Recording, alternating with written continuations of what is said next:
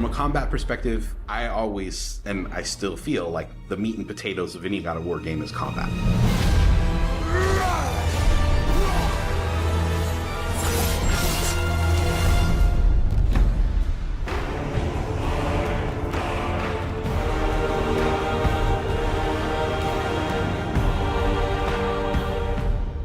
My name is Roberto Clemente. All my friends call me Bert. I'm a senior combat animator here at Sony Santa Monica. My name is Kim Wynn, and I'm a gameplay animator. Hi, I'm Sabra, and I'm a senior VFX artist on God of War Ragnarok. My name is Grace Pan, and I'm a gameplay animator in God of War Ragnarok. Hi, I'm Stephen O'Hara with GBA, combat designer on God of War. And I create interesting and memorable creatures that players like to attack and defend against. As an animator, you gave life to characters. You make them move, you give them personalities, you give them weight.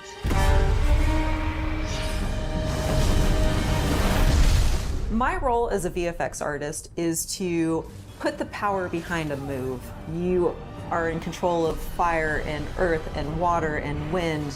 Whether you are throwing your axe or on the receiving end of an enemy spell, VFX is what really gives the movement and the danger to every move that a character or enemy makes. I work really closely with the design team and the tech art team on this project specifically. We actually work a lot with camera, along with the guidance of our great camera team, so I find myself doing fight choreography sometimes. One of the most challenging parts about being a combat designer isn't the technical implementation of creating a creature, but it's really navigating that line between frustrating and engaging. We want to make something that makes players lean forward and focus and really try hard against that enemy and feel good about overcoming that, but we don't want to make them feel defeated if they can't figure something out. And then it feels rewarding when you win, not because it was impossible, but because it was fun and engaging. After the last game, we've heard the community cry out for more mini-bosses, bigger creatures, and enemy variety, and this time we really leaned into that. So in God of War Ragnarok, you're going to be traveling to all 9 realms, and each realm is going to have like its own theme of enemies that are very unique to that space. For example, in Alfheim, we're familiar with the Dark Elves, but this time around we're going to be fighting Light Elves, such as the Light Elf Warrior. One of the key learnings from the last God of War game is we don't have to think about the camera and how close combat is going to feel. We already have that knowledge, so we can build upon the close camera that we have, and we can iterate on enemies, creating more interesting scenarios. In the last game, Atreus was just starting to fight alongside Kratos, and he was learning from the Master Tactician. So in this game, he's trying to prove himself a little bit more, and we built upon those mechanics with him. The previous God of War, Atreus was still a kid, right? So he has a lot of dependency on his father. And for this game, you will see Atreus moving more independently on his own as a companion. In regards to VFX for Kratos, I think what the players really love is the powerfulness of it. When you are playing as Kratos, you really do feel like the God of War. And moving into Ragnarok, we want to really make something bigger, make it stronger, make it more of a spectacle. You want them to be like, oh my gosh, I didn't know that the Blades of Chaos could get even better, but look at that. So as Kratos gets more powerful, he's going to have access to newer combos and newer abilities that will increase the combat depth of each weapon. For the Blades, one of the moves that I've really enjoyed from previous God of Wars is the combat grapple, and we're going to be bringing that with a new twist. I'm very excited for players to try the blade grapple traversal moves. That brings so much more speed into the movement and the dynamic feel to it. One of the ways we've expanded Kratos combat this time around is we've given more utility and choice to the shield loadout. If you are a parry person, you could really go for a shield that gears towards parrying. If you're a big blocker, then you could choose a shield that will really match your playstyle. One new mechanic or element that I'm really excited about is these combo finishers. Building up the stun meter this time around is going to lead to different ways to basically decapitate the enemy. You're going to be able to choose, which weapon you want to have when you kill a guy. Another feature that we've added for Kratos is his new pre-fall attacks. So you could jump off a ledge, and if there's an enemy below you, you could slam down on him.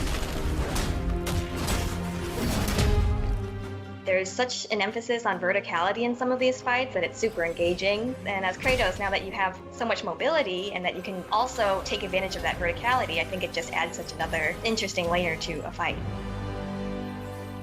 In God of War Ragnarok, we've enhanced the Kratos and Atreus duo. He's going to initiate a little bit more and be aggressive. He's going to fight alongside you and sometimes even surprise you with his combo abilities too. Some of the new expanded companion actions that you'll see Atreus do leverage the fact that he's older now, he's bigger now. And he's different from Kratos, so his magic has a different flavor. Not only that they fight side by side together, there are also a lot of mini games and player interaction moments. For example, like the puzzle systems and the set pieces. You definitely will see a lot more collaborations between father and son.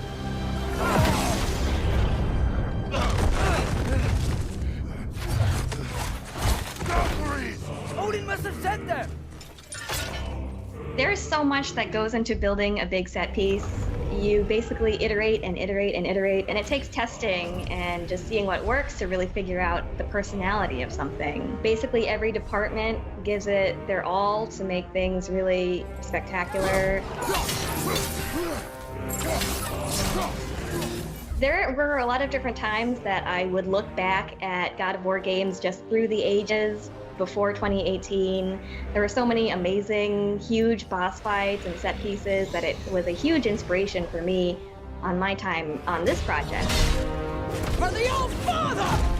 Our design philosophy for creating new and memorable enemies is basically making them a combat puzzle, similar to like chess, and focusing on the chess pieces. Each piece has its own theme and its own use. You need to be able to see what's happening in an instant and be able to react as the player. There's a couple of different ways that we go into making an attack very readable for the player. Sometimes we add a signature audio cue, or we'll add the different rings, such as what we did in the last game, that lets you know that this attack is unblockable, you need to dodge it. There's so many different ways that the effects really helps not just show what an enemy is about to do, but show who the enemy really is.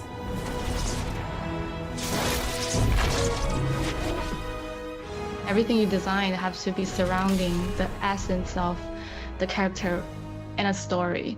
It's what makes it believable and memorable in the first place. I think what I'm most excited about is for players to experience the diversity of enemies that this game has to offer. You will be fighting everything from small little creatures to things that will take up the entire screen.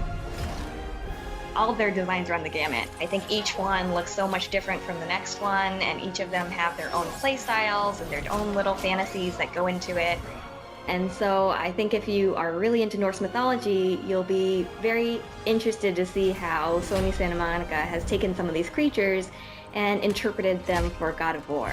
Everything that goes into the game, there's emotion behind it and intent behind it, and by the time it gets to you, everything that you've seen that you're going to play and experience has been sweated over, bled over, tested, and is fun to play.